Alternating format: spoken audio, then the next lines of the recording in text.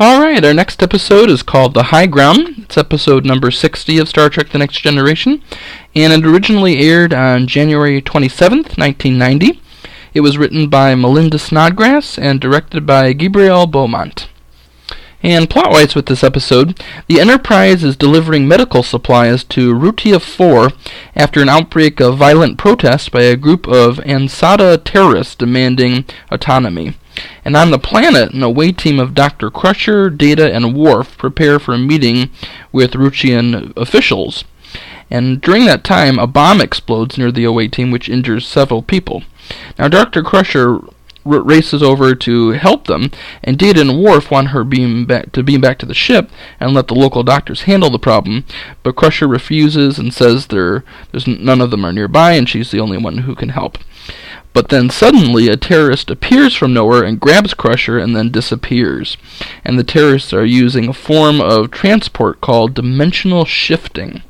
Now, long ago, it was abandoned by the Federation because of its destructive effect on humanoid tissue, and the terrorists need Dr. Crusher to heal their sick from the effects of that. Now, Riker works with the Rutians while Data, LaForge, and Wesley Crusher work to trace the unusual transport mechanism. The terrorists hear about the search for Dr. Crusher and assume the Federation has aligned itself with the Rutians. So they attack the ship and try to destroy it.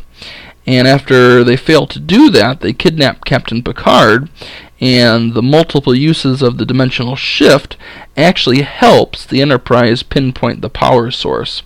And that way, Riker and Worf accompany a team of Rutians and rescue Picard and Crusher. And that is the end of the episode. Now, this episode, first of all, actually, I've been saying throughout the third season that Patrick Stewart often complained that Picard did not fight and have sex, and actually this is the first episode where you do see Picard throw a punch at somebody, and it's actually on the bridge, so I think Stewart probably really enjoyed that aspect of this particular episode. And it does deal with the topic terrorism, which is extremely relevant today, probably even more so than at the time it was made. However, having said that, a lot of the writing staff and even producer Michael Piller did not really care for this episode very much. He said he wasn't particularly happy about it because they talked about terrorism, but he really didn't feel like they said much new about it. Really, he felt like they were retreading old ground, and basically the message was terrorism is bad, which isn't anything new in particular. He said if there was any particular message, it was probably the end where Riker says, maybe the end of terrorism is when the first child puts down his gun.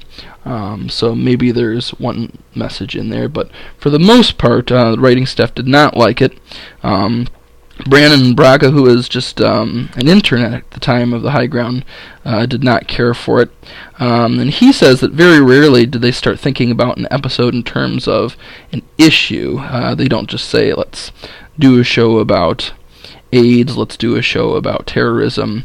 They usually start in terms of science fiction, and then if an issue comes out of that, sometimes that turns into a great episode. But they don't usually start with a topic that way. And they felt like in this episode it gets really preachy, especially about speeches about terrorism and freedom.